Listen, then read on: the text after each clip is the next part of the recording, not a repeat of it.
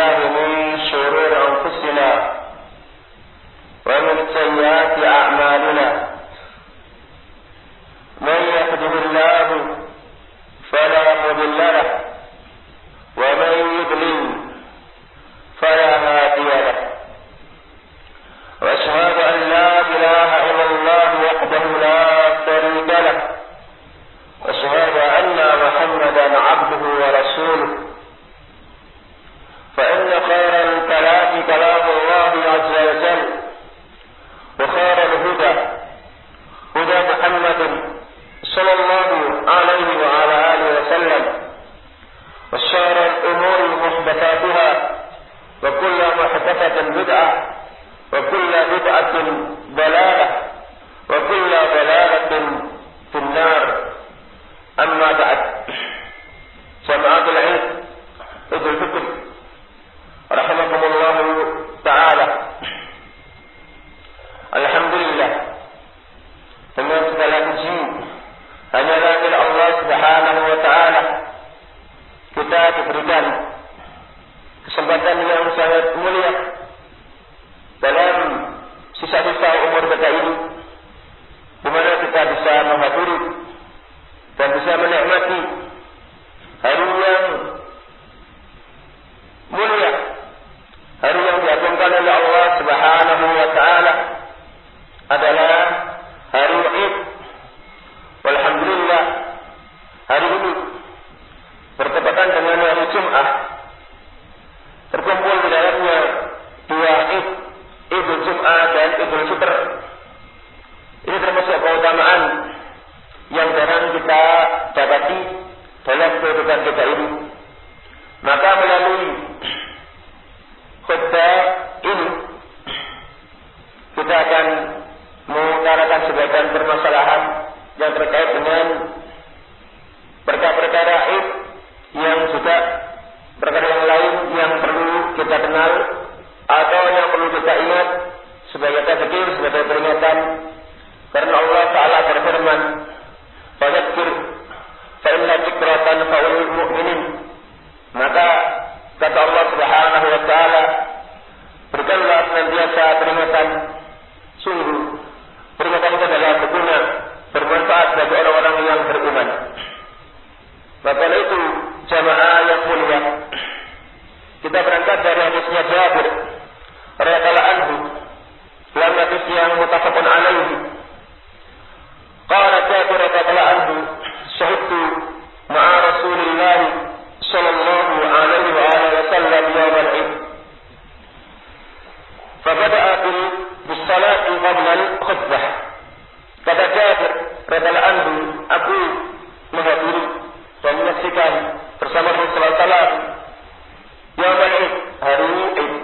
Maka beliau memulai Id tersebut dalam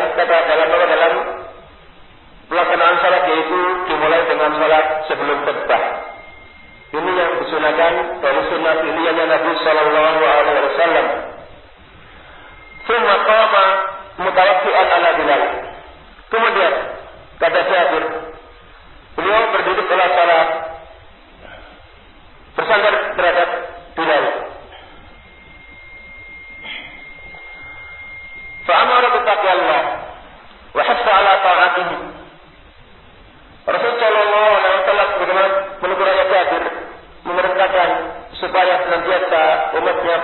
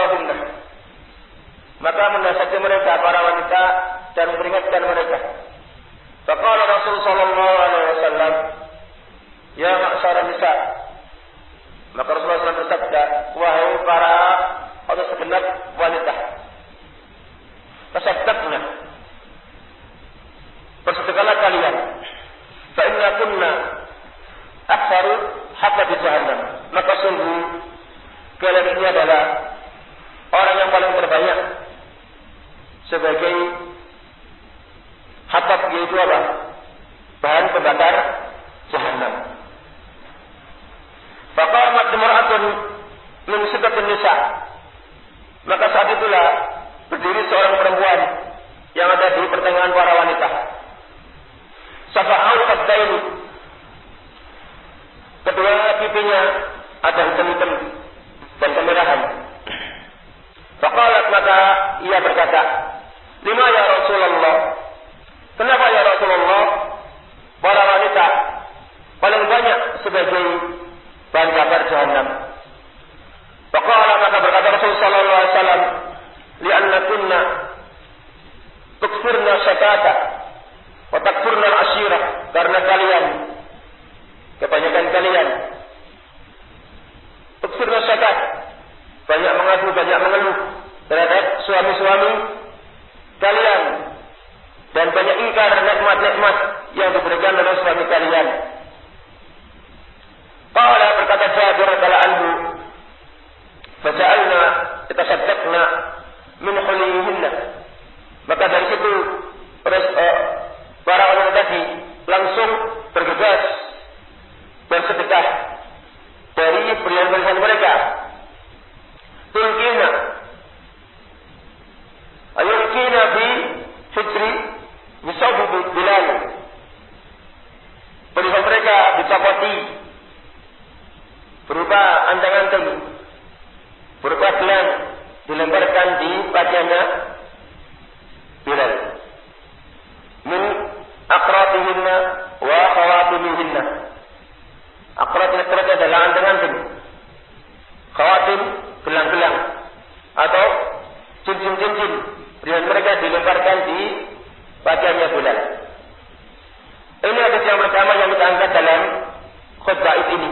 Dan yang kedua, terkait dalam masalah para wanita, Rasulullah SAW menuturkan sebagaimana riwayatnya yang disebut kepada kita oleh Imam Bukhari dan Imam Muslim dari hadisnya Ummu Atiyah yang bernama Nusaidah Al-Ansariyah, yakni seorang wanita sahabat Rasulullah SAW dari kalangan Ansar yang dari penduduk Madinah. Berkata beliau, Ummu Atiyah, "Amarana ta'ni Nabi sallallahu alaihi wasallam." Kami diperintah, yakni yang memerintah dari Nabi sallallahu alaihi wasallam. Fi yamil aidain, pada dua hari Id, an nukhrija al-awatiq wa dawatil khudur. Supaya kami mengajak keluar ke lapangan hari raya. Al-awatiq yakni para gadis-gadis yang mereka masih mula dalam balik. Wadatul khudur, yakni para perempuan-perempuan yang balik, pemudi-pemudi yang sudah balik, yang sudah dipingit di samping rumah-rumah orang tuanya, di sisi rumahnya. Wa amara al-hayat ayat tajilna musala muslimin. Rasulullah SAW memerintah para wanita yang berhalangan salat karena datang bulan supaya menjauh dari musolanya kaum muslimin, dari dari lapangan salatnya kaum muslimin. Ini dua hadis terkait dengan salat hari raya Idul Fitri dan juga Idul Adha. Dan juga hadis yang lain dari Abdullah bin Umar al-Bumah, bahasanya beliau mengikuti salat Id bersama Rasulullah SAW, bersama Bakar, bersama Umar, bahwasanya mereka mendahulukan salat sebelum khutbah. Jamaah yang mulia. Hadis yang lain masih banyak terkait dengan masalah ini, di antaranya adalah tata cara mendatangi salat Id adalah antara datang dengan perginya, antara datang dengan pulangnya dengan jalan yang berbeda. Maka tadi ketika saya datang ditegur sebagian kawan, kenapa datang dari jalan situ mematang sawah? Karena kita berupaya untuk menerapkan sunnah Rasulullah sallallahu alaihi wasallam. Ketika datang beda dengan pulangnya dalam masalah jalan yang dilewati. Maka itu sekiranya para hadirin itu bisa menerapkan hal tersebut, ini adalah ada pahala tersendiri karena dia telah termasuk memuliakan dan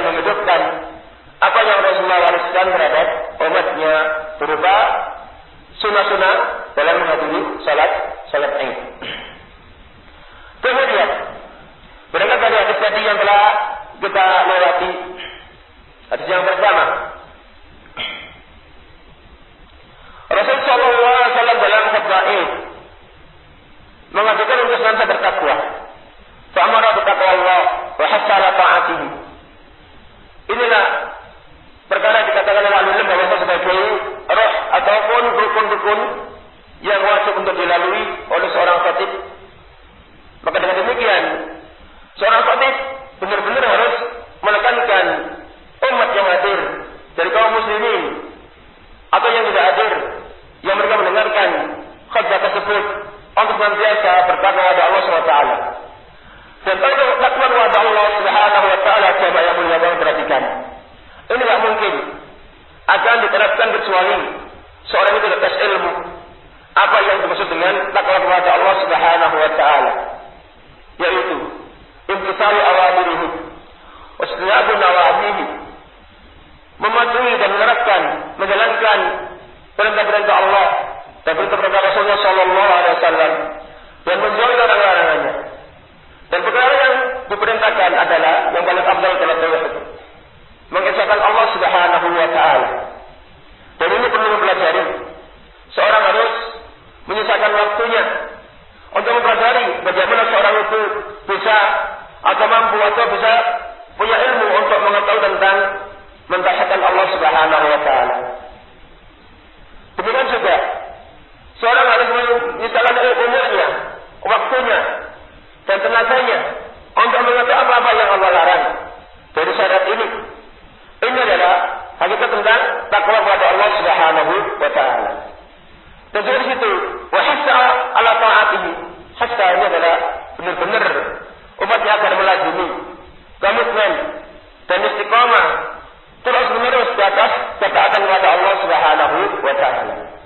Ini semuanya jemaah yang mulia, baik bapak-bapak, saudara-saudara, adik-adik, anak-anak, ummahat dan yang lainnya. Ini tidak mungkin akan bisa memenuhi apa yang tadi dianjurkan dalam hadis Jabir tadi, yang dituturkan oleh Jabir, kecuali dengan belajar, dengan menempuh jalan untuk mencari ilmu. Maka itu kadang seorang di atas kebodohan. Dalam salat id yang apa yang dilalui, dia tidak mengetahui, sehingga dia disitu menyebarkan bid'ah, menyebarkan khurafat, bahkan menyebarkan kekufuran, kesyirikan dan kemaksiatan. Dan ini yang perlu kita ketahui jamaah yang mulia. Betapa banyak manusia dalam melewati hari ini dipenuhi dengan kemaksiatan dan bid'ah.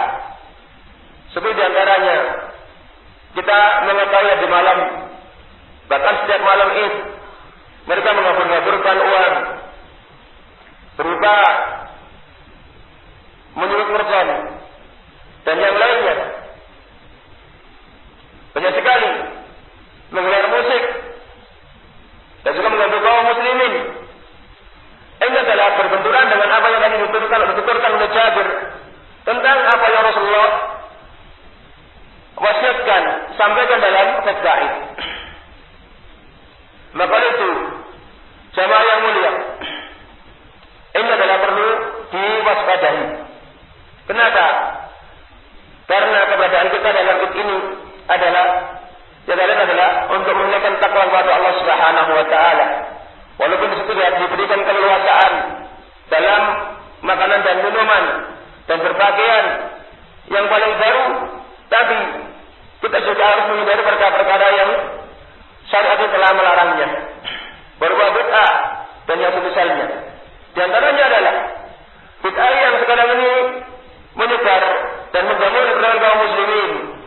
Mereka menggunakan takbir dalam melakukan Id, digunakan pakai speaker, pakai mobil, bahkan diiringi dengan musik berupa alat-alat musik dan yang lainnya. Ini semuanya adalah tidak disunahkan oleh Rasulullah sallallahu alaihi wasallam.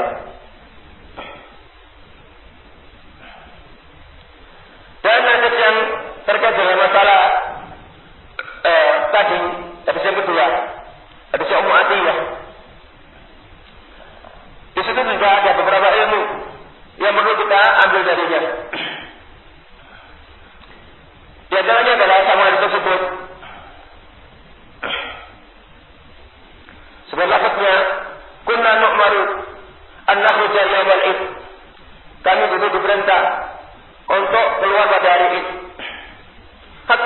nukhrijal dzukr min hijriha, sampai kita mengeluarkan para gadis dari pingitannya. Hatta nukhrijal hayat, dan sampai kita juga mengeluarkan para wanita yang berhalangan salat karena haid juga dikeluarkan untuk menghadiri lapangan Id, jamaah yang datang. Fayukabbirna bitakbirihim wa yad'una bidu'aihim wa yarjuna barakata dzalikal yaum wa tuhratahu. Para wanita tadi walaupun berhalangan dalam keadaan salat, mereka dikeluarkan ke lapangan Id supaya mereka bisa menunaikan ibadah berupa takbir, mengikuti takbirnya kaum muslimin. Tapi takbir ini jangan dipahami kemudian di sana ada pemandu, kemudian para jamaah mengikuti alunan ataupun panduan dari seorang yang bertakbir. Ini nggak ada contohnya. Rasulullah SAW pernah mencontohkan, takbirnya bertakbir ini, yakni takbirnya para wanita tadi seperti takbirnya para laki-laki, bukan kemudian para laki-laki pemandu untuk para wanita, tidak. Dan mereka berdoa dengan doa-doanya para laki-laki yang hadir. Berdoa doa ini. Walaupun dan mereka mengharap barokahnya hal tersebut waktu tahu. Para tuhra di sini adalah bersihnya dari dosa. Ini jamaah yang mulia. Para sahabat dan para sahabat, mereka menghadiri salat itu adalah untuk membersihkan dosa, bukan untuk menumpuk dosa di situ. Wayarjuna barakata dzalikal yaum wa tuhratahu. Mereka mengharap berkahnya hari tersebut, hari Id dan tuhrat, yakni bersihnya kaum muslimin dari dosa yang mereka telah lalui. Di antaranya adalah dalam sebulan puasa dilewati banyak sekali dosa-dosa yang dilewati oleh kaum muslimin walaupun mereka dalam bulan puasa. Ini paling tak bisa ditebus sedikit demi sedikit dengan menggunakan sunnah. Dan juga antara faedah yang dikandung oleh hadisnya Ummu Atiyah, bahwasanya Rasulullah SAW memerintahkan para sahabat supaya mereka ini bersedekah. Dan sedekah ini maksudnya adalah untuk memadamkan kemarahan Allah, kemurkaan Allah, di mana mereka para wanita gampang sekali mengumpat, gampang sekali bersikap merengut terhadap suami-suami mereka dengan sedikit perkara dunia, perkara waktu yang kurang terpenuhi, merengut dan muka masam. Ini semuanya adalah termasuk dosa-dosa yang banyak dilakukan oleh para wanita. Maka itu jamaah yang mulia, dalam hadis Rasulullah SAW, Rasulullah SAW bersabda terkait dengan para wanita, bagaimana hak mereka harus memenuhi haknya suami. Rasulullah SAW mengatakan dalam hadisnya Mu'adz bin Jabal,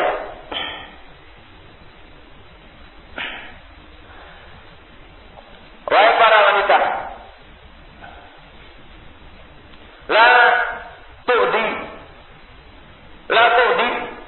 zaujati, jangan kau menyakiti, mengganggu suamimu. Diperhatikan,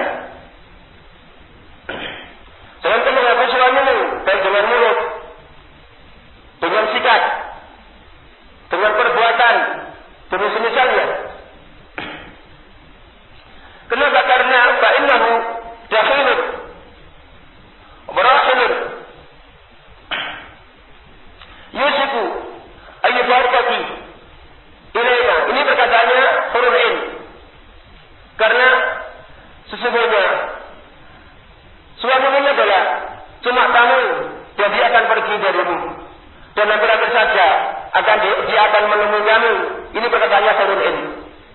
Berkatanya apa? Bidadari. Ya, ini maksudnya adalah dia nanti seorang suami akan menjadi suaminya bidadari di surga. Maka itu menasihatkan untuk para wanita yang mereka akalnya lemah, agamanya cuma separuh, ini gampang banyak melanggar dosa, khususnya terhadap hak suaminya.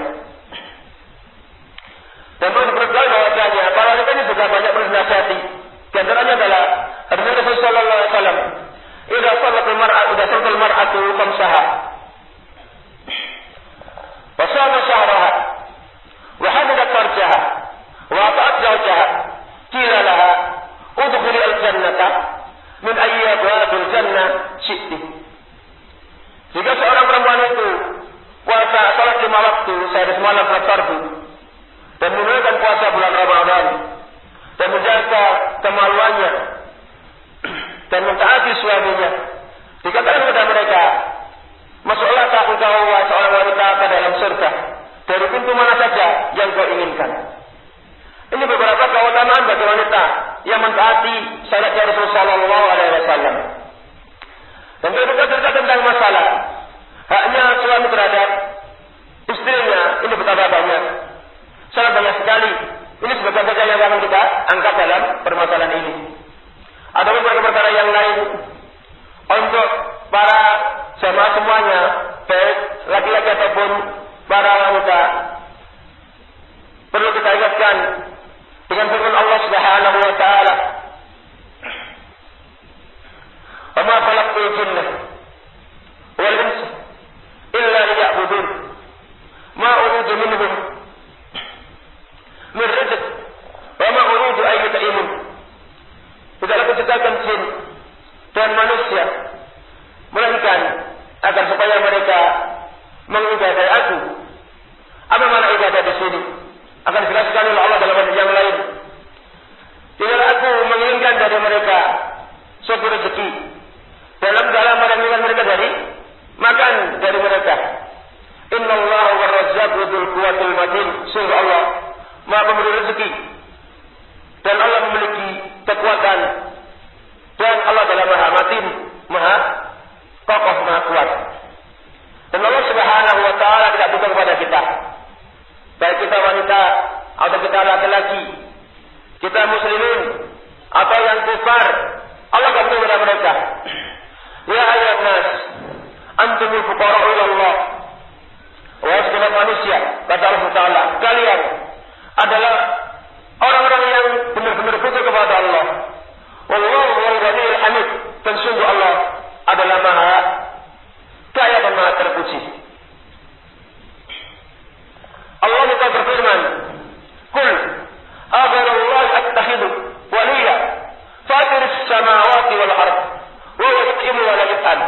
Katakanlah wahai Muhammad, wahai Rasul, apakah aku harus menjadikan penolong saya dari selain Allah Subhanahu wa taala, sedangkan Allah adalah pencipta langit dan bumi, dan Dia Allah adalah yang memberi makan dan tidak diberi makan. Ini sebagai bukti bahwasanya Allah Subhanahu wa taala memberikan kita supaya kita mengibadahi Allah, bukan untuk kepentingan Allah tapi untuk kepentingan kita. Wa alladhi khalaqas samawati wal ard fi sittati ayyam wa kana 'arshuhu 'alal ma'. Dan Dialah Zat yang telah menciptakan langit-langit dan bumi dalam masa 6 hari. Dan waktu itu arsy Allah adalah di atas air. Arsy adalah makhluk yang paling terbesar yang berada di atas air. Liyabluwakum ayyukum ahsanu amala. Berdasarkan itu hikmah diciptakannya langit dan bumi, diciptakan jin dan manusia untuk menguji siapa di antara kalian yang paling bagus amalannya. Ayyukum ahsanu amala. Siapa yang paling bagus amalannya? Berdasarkan paling bagus ini tidak bisa dipahami dengan akal melulu, atau tidak bisa dipahami dengan ilmu matematika, atau dengan ilmu adat, atau dengan ilmu biologi, atau fisika. Tidak.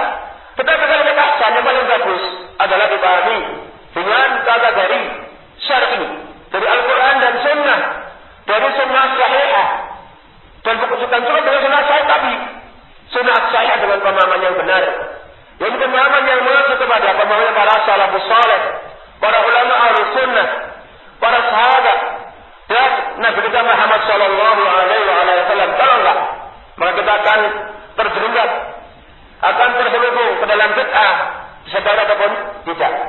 Maka itu para jamaah yang mulia, pada saat ini akan anak utarakan apa itu perkara bid'ah.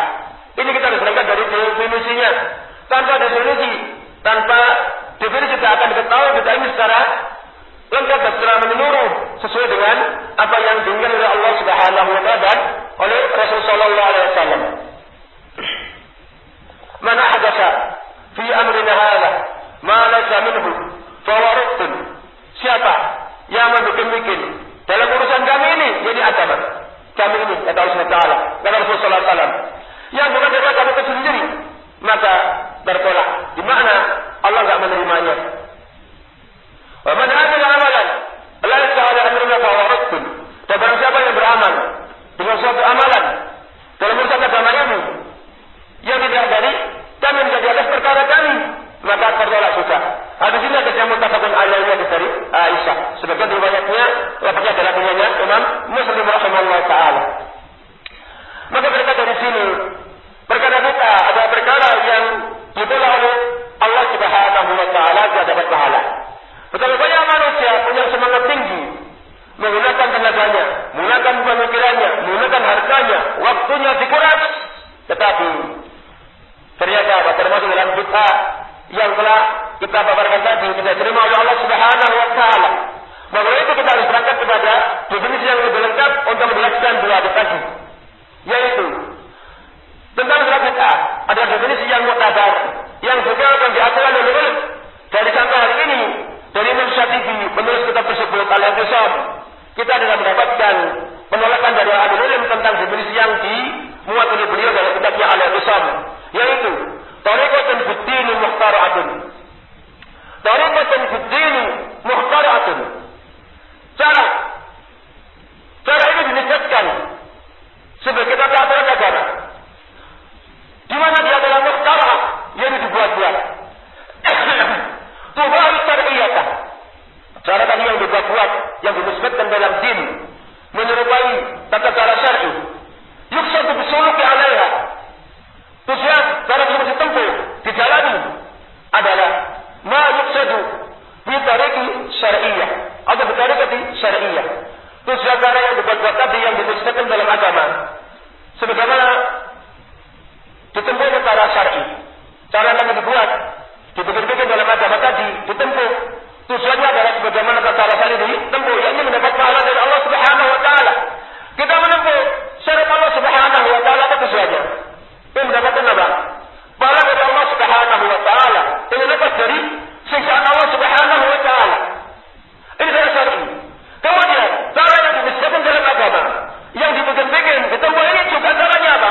Untuk mendapatkan pahala dari Allah dan membebaskan diri manusia, diri pelakunya dari azab Allah Subhanahu wa taala. Jadi kita ulangi lagi, tariqatun fid-din mukhtara'atun. Tubahi syar'iyyah yuksadu bisuluki 'alaiha ma yuksadu fi tariqati syar'iyyah.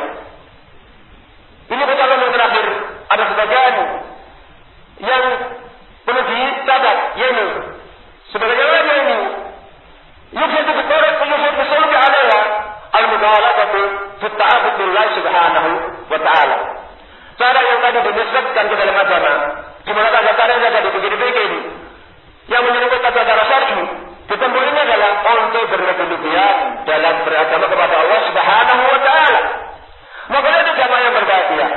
Rasulullah sallallahu alaihi wasallam dalam hadis al-Mu'adziyah tadi, bahwasanya para wanita tadi yukabirna bi takbirihim, mereka para wanita bertakbir dengan takbirnya para laki-laki. Pada hari itu takbirnya bukan seperti adzan menggunakan speaker atau dikeraskan, di mana bahwasanya ada yang memanggil orang-orang yang jauh supaya menghadiri masjid. Di situ ditegakkan salat. Sementara takbir ini bukan memanggil siapa-siapa, tetapi adalah untuk mengaku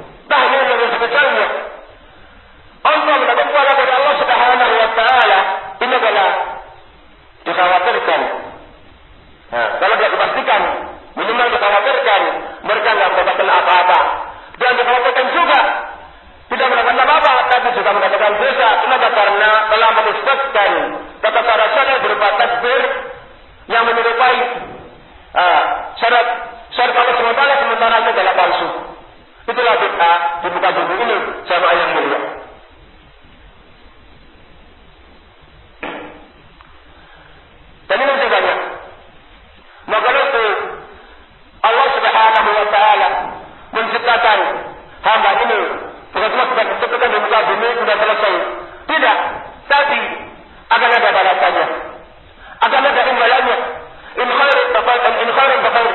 Jika memang bagus, maka balasannya juga bagus. Ini sudah bagus balasannya. Maka kalau buruk, maka kalau balasannya buruk, maka balasannya juga buruk. Maka itu perhatikan jamaah yang mulia.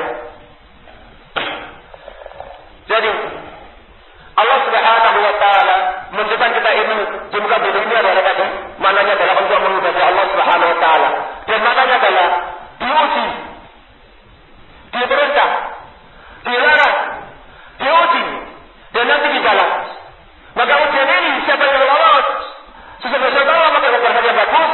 Siapa yang tidak lolos, bahkan dia membuat perkara yang sesat dan menyesatkan, syirik, kufur, maksiat dan dosa, maka akan mendapatkan ganjaran yang setimpal sesuai dengan apa yang Allah anjurkan terhadap hambanya. Maka dengan demikian, jamaah ini perlu diperhatikan sebagai ayat Allah Subhanahu wa taala sebagai tafsir daripada makhluk jinna wal insa illa liya'budun. Di sana Allah menyebutkan, "Inna yaj'al khalqakum wa yu'idu." Sungguh Allah yang memulai wujudnya makhluk ini, semua yu'idu, kemudian akan mengembalikan. Jadi akan setelah mati akan dibangkitkan. Apa hasilnya? Liyajziyal ladzina amanu wa amilus shalihat bil qist. Lam di sini adalah lam untuk maknanya hikmah. Supaya Allah akan membalas. Supaya Allah membalas orang-orang yang beriman dan beramal dengan amalan yang saleh. Amalan yang saleh dan benar-benar saleh. Kerjanya di atas sunnah Rasulullah sallallahu alaihi wasallam, di atas tariqah beliau, metode beliau. Yang bersunnahkan bercontohkan. Maka itu bukan semangat. Sementara melakukan bid'ah, melakukan maksiat, ini bukan amalan yang saleh. Demikian, lihat siapa amanu wa amilus shalihati bil qist, dengan penuh keadilan. Sebelum iman mereka dan amalan mereka, dan mereka sedikitnya, ini akan dibalas oleh Allah Subhanahu wa taala. Walladzina kafaru, sebab saya juga ayatnya. Wa in sarafu tuqanu, jagalah khair. Dan bagaimana mereka yang kafir? Lahum syarabu memiliki syarat nama min hamim. Min yang takit. Min maknanya adalah untuk penguat. yakni syarab yang benar-benar dari air yang panas. Kemudian diwadah petani dan siksaan yang pedih. Kenapa? Dimaka minyak turun. Karena sebab mereka kufur. Maka antara kufur adalah kufur yang benar-benar kufur keluar dari agama. Kufur nikmat yang bisa terjadi para wanita. Yang kufur terhadap suaminya. Kufur nikmat. Kufur asyir. Ini yang perlu diperhatikan. Maka itu sama yang mulia. Laki-laki dan para wanita. Ini semuanya adalah mendapatkan rejangan dari Allah Subhanahu wa taala ras mereka, ras kita. Bukan siapa-siapa tapi yang menjaga kita semuanya. Kemudian lillahi ma fis samawati wa ma fil ardh. Yaj'alu ma ta'ala bima amilu. Dan bagi Allah apa saja yang ada di langit dan di bumi. Yakni kita semuanya dalam milik Allah Subhanahu wa taala. Kita di antaranya. Milik Allah Subhanahu wa taala. Lalu kemudian Allah Subhanahu wa taala. Musiknya kita ini apa? Liyajziyal ladzina asa'u bima amilu.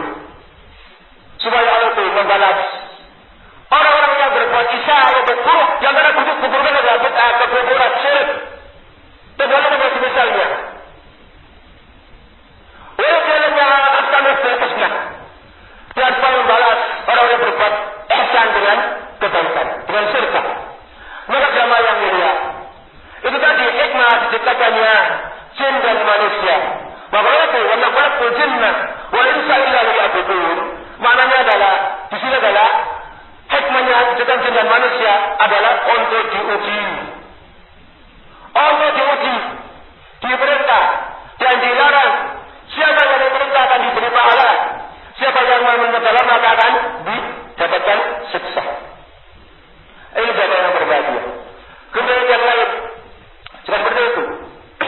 Inna ja'alna ma 'alal ard zinatan laha linabluwahum ayyuhum ahsanu amala. Sungguh kami menjadikan ma apa saja yang ada di muka bumi ini berupa pohon-pohon yang indah, kebun-kebun yang indah, pemandangan yang indah, minuman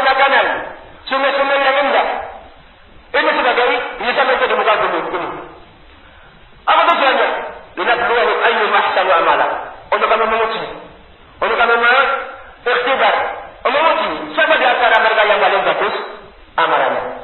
Maka di sini jamaah yang berbahagia. Wajibnya kita mempelajari sunnahnya Rasulullah SAW melewati bimbingannya ahlul ilm. Yang tempat telah dilaksanakan yang ini, telah dilaksanakan yang ini tentang definisi bid'ah yang ditulis oleh Imam Syafi'i rahimahullah taala. Di mana bahwasanya definisi ini diterima oleh ahlul ilm dan tidak ada penolakan dari mereka sampai titik kita ini. Dan juga Allah SWT memberitakan dalam segala yang lain. Allah khalaqal mauta wal hayata wal hayata liyabluwakum ayyukum ahsanu amala. Dialah zat yang Maha Agung, yang Maha Besar, yang menciptakan mati dan hidup untuk menguji kalian siapa yang paling bagus antara kalian amalannya. Maka di sini jamaah yang berbahagia. Harta dikumpulkan, kedudukan dikejar. Semuanya ilmu didapat dalam perkara dunia ini. Kalau bukan yang paling bagus sesuai dengan sunnah Rasulullah SAW, ini akan sebagai bencana bagi orang-orang yang tadi berusaha untuk mendapatkan dan menggapainya. Maka itu jamaah yang berbahagia. Semoga dalam pertemuan kita dalam yang ada di Kampung Baru ini, semuanya adalah ada berkahnya. Maka itu jamaah yang berbahagia. Wanita, laki-laki, kecil, besar dan lainnya, supaya bareng-bareng semangat untuk menunjukkan ilmu, mempelajari ilmu syar'i ini, dan kita tidak mengharamkan ilmu itu dipelajari. Jangan sampai dengan ilmu dunia tadi seorang akan terlalaikan dalam perkara-perkara yang lebih penting dalam kehidupannya dan akan dilakukan dalam akhiratnya. Maka dengan demikian hikmah diciptakannya Allah diciptakannya oleh Allah terhadap wujudnya alam ini berupa manusia dan yang lainnya, ini adalah sebagai ujian bagi kita semuanya. Maka di sana ada ayat yang tadi telah disebutkan dalam surat Al-Kahf tadi. Wa inna lajahiduna ma 'alaiha sa'idan juruzah. Jadi apa saja yang kita memiliki yang begitu mengesankan, yang begitu memukau berupa harta dan yang lainnya, nanti akan Allah jadikan. Apa saja yang ada pada ini menjadikan apa? Sa'idan juruz. Jurus ini. Jurus maknanya adalah hamparan yang tanpa tanaman, kosong, akan hilang semuanya. Maka seorang yang benar-benar memiliki perhatian terhadap hidupnya di dunia dan akhiratnya akan memperhatikan dan akan mengambil nasihat apa-apa yang ada di sekitarnya. Banyak orang yang sekarang ini melalaikan waktunya mengejar dunia, cuma melihat zahirnya tanpa tahu batinnya, tanpa tahu bagaimana risikonya. Nah di sini kita nasihatkan untuk saya sendiri dan yang lainnya dan para hadirin, semoga saja kita ini mengikuti dan menikmati dunia ini bukan untuk sementara waktu di dunia, tapi upayakan dunia yang kita dapatkan ini untuk melangkah sebagai jembatan kita menuju ke akhirat, dan nanti di sana kita akan mendapatkan balasan yang bagus. Bagi kaum muslimin dan yang kita baca dalam jamaah ini yang diberikan oleh Allah waktu, diberikan oleh Allah kesehatan, diberikan oleh Allah kelapangan harta, gunakanlah semuanya itu untuk kepentingan agama ini. Jangan untuk kepentingan cuma semasa dunia dan anak cucunya dan semisalnya. Allah Subhanahu wa taala dalam tadi telah dikatakan bahwasanya Allah akan menanggung semua apa yang dibutuhkan oleh hambanya. Kadang seorang itu menghayal, merenung apa yang akan ditinggalkan untuk anak-anaknya. Tapi ingat ayat tadi, mau teminhum min rizq. Aku tidak menginginkan dari mereka rezeki. Wama uridu minhum ayyut'imun. Wama uridu minhum ayyut'imun. Dan saya menginginkan dari mereka makan. Bahkan innallahu war-razzaqu dzul quwwatil matin. Maka itu Allah yang menjamin hambanya siapa yang nanti akan diberikan untuk kemuliaan di dunia berupa ekonomi, berupa kedudukan. Ini Allah yang menjamin. Maka itu kita sudah berusaha dengan cara yang disyariatkan Allah Subhanahu wa taala, diridhoi Allah Subhanahu wa taala. Semoga dalam apa yang saya sampaikan ini ada sedikit lebih dan kurangnya bisa dimaklumi. Walhamdulillahil alamin wa tafaddalu.